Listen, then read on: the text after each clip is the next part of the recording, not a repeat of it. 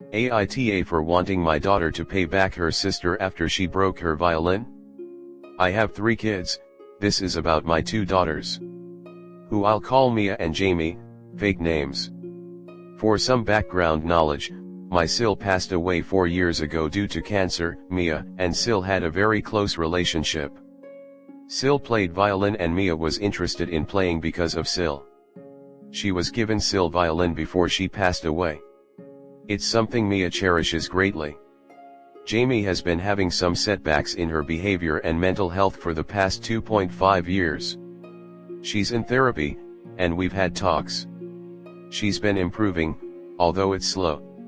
She's been acting out a lot, arguing, yelling. Mia and Jamie aren't close, but they usually don't argue. Now for the issue at hand. Mia and Jamie were arguing about something that changed into multiple different topics. Mia made constant jabs at Jamie about stuff she was dealing with. In return, Jamie broke the violin. My husband and I were not home when it happened. Jamie admitted to breaking the violin because of what Mia said. Mia is obviously distraught. She's even more upset with Jamie now. I'm not defending either daughters, they both said and did stuff they weren't supposed to. And I do believe both daughters should be punished. For Jamie's punishment, my husband and I cannot agree if Jamie should repay Mia for the violin. I believe she should, though a new violin won't make up for the emotional aspect of Sil's violin. Jamie doesn't want to pay Mia back. However, my husband doesn't think she should because of what Mia said. Saying that Jamie is still in therapy, so we shouldn't punish her for what she does, just take her to therapy and talk it out. He thinks I'm the because Mia started it, and because Jamie doesn't want to lose her money. AITA. Comment. She should pay for the new violin and both sisters should have some therapy together to talk it out. They can at least try bringing it to the luthier.he web link will tell them if it is or not. But unless the girl stomped on it and broke it in slivers, it can be repaired. As I said, my friend had a number of them, including with missing parts, repaired and is ecstatic with how they sound. Honestly, with an instrument like that, one poorly placed crack could drastically alter the sound and not be repaired. But unless it was entirely smashed to pieces, they should be able to keep some original pieces and replace the damaged ones, but it would possibly be more expensive than buying a new one. I had a luthier repair my guitar after I put my foot through the back of it. I was so mad at myself. You can't even tell where my foot went through. Finding a decent luthier can be hard, and it's expensive, but it's worth it for an instrument that's special. I watched a kid trip, fall, and snap the entire neck off a cello. It was very dramatic, but the instrument was back in good working order in less than a month. It really depends on what happened to it. Some things look small and are impossible to repair well. Other things look like total destruction and take very little to fix. Right, but broken could also just be a broken tuning peg that prevents it from being played, but wouldn't be as expensive to repair. I assume Op wouldn't jump right to brand new violin if that was the case, but it would be nice to have some clarification. Maybe Op wants her pay for a whole new violin to teach her a lesson, when it could be repaired for less money. Difficult because I can see your husband's point about Mia's provocation, however he's completely wrong about there should be no consequences for Jamie. She needs to understand that violence and destroying other people's things is absolutely never acceptable. If she gets away with this, she'll learn that she can use her issues to get away with things, and you'll be setting yourselves up for a world of trouble. I think the answer is you have to clearly punish both girls. Jamie should absolutely have to pay Mia back for the violin, however, Mia must also receive a punishment fitting her actions, and Jamie has to see her being punished also. Both girls should be required to apologize to one another too. If you're still unsure, perhaps you can discuss it with her therapist first and take her suggestion on board. Next story 2. AITA for not looking after my infant niece while my sister had to run errands. I am currently living with my sister and my niece, who is 5 months old. My sister asked me to move in with her as she was separating from her partner and needed someone to help with the bills.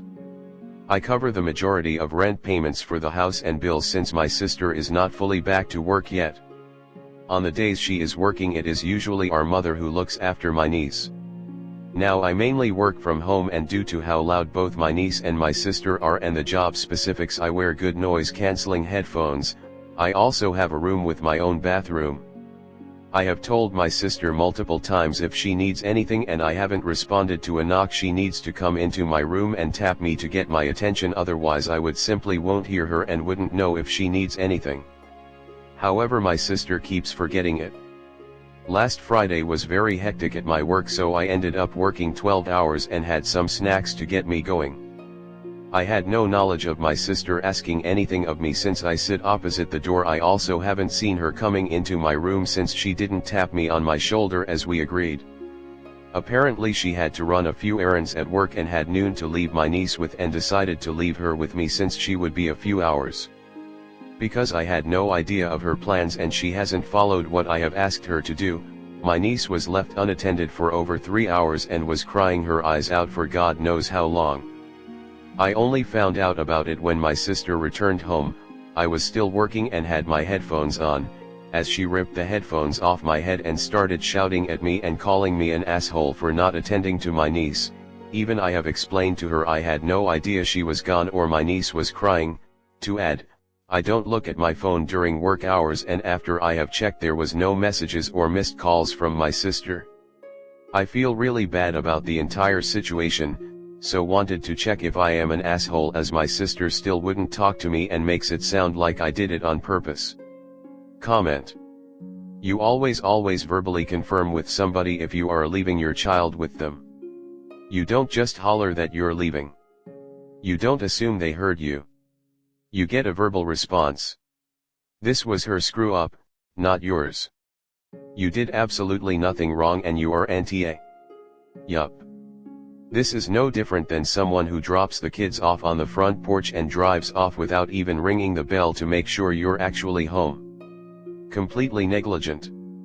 And honestly, I wouldn't be surprised if she did it on purpose. She knew Op didn't really hear her but left anyway cause she figured it would probably be fine. Op would probably hear the baby if she cried or something, and better to ask forgiveness than permission. You are working. You are covering the majority of the bills currently. You have a procedure in place that is supposed to be followed when your sister wants you to take care of your niece. You have explained this procedure to your sister multiple times. Your sister didn't follow this procedure. Absolutely NTA. You need to move out. You moved in to help your sister out. From your post you are paying most of the rent. At this point you are financially supporting yourself, your sister, and your niece. So being able to focus on your job is extremely important. If you can't pay the bills, then who will, as it doesn't sound like your sister is able to support herself 100% right now. Instead of feeling guilt for your sister's error, move out. Your sister doesn't appreciate your help. She feels entitled to it. You really need to move and take care of yourself. I'm not sure what's up with moms not being able to take their kids on errands. I had twins and no family around. They both went on errands with me. Your sister needs to get a job and daycare. At 5 months she should be working and paying her own way. Next story 3. AITA for turning my brother-in-law's office back into my library behind his back. When my in-laws retired, they essentially gifted my husband their home as they moved outside of the city. I took over what used to be their library as my own after we got married. I lived away from my husband for over a year, and in that time my brother-in-law moved in. Living apart put a lot of strain on our marriage, and for the last 5 months or so divorce was on the table, so my brother-in-law decided it was okay for him to change my library into an office for himself. There were other rooms he could have chosen, so I think he chose the library to be spiteful. Since moving back I've said multiple times I want my library back, and if he wants an office he needs to pick a different room. My brother-in-law refused because he thinks my library is less important than his office. My husband only told him once to move, but he used the excuse he had too much work to have to move his office on top of that, so my husband told me to just use a different room for my library for now, which I don't think is fair to me, and I know if I had done that he would have never given me the room back. So, my brother-in-law went on holiday for 2 weeks and I decided it was the perfect time to move his stuff out and reclaim my library. It hasn't gone over well with my brother-in-law, even though I did the minimum for him to have a functional office space still, which I didn't need to do after how he's been behaving. He keeps trying to drag my husband and in-laws into it because he thinks he has more right to the room than me. AITA. Comment. Your NTA. It was your room and your brother-in-law took it without asking. I'll tell you who is the though, your husband. He should have stopped his brother from moving into your room. And he should be the one dealing with his brother right now because it's his brother. You should deal with any problems involving your relatives and your husband should manage problems involving his.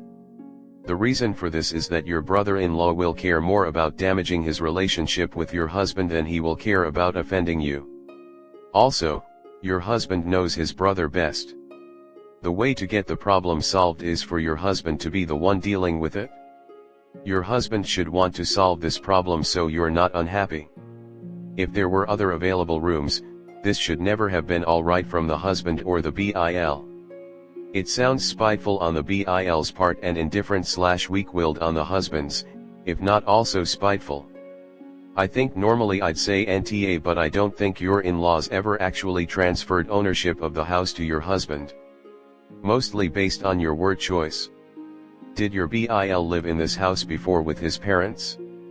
If your husband isn't the legal homeowner, then definitely YTA. Let us know who owns the house. YTA. You moved out and he moved in. You assume just because there were other rooms he could have chosen that he was being spiteful, but you nothing to back that up. Instead, it sounds perfectly rational that whatever attributes made the room a good library also made it a good office. Where you really became the was in your childish response of waiting until your BIL was traveling, then evicted him from the room.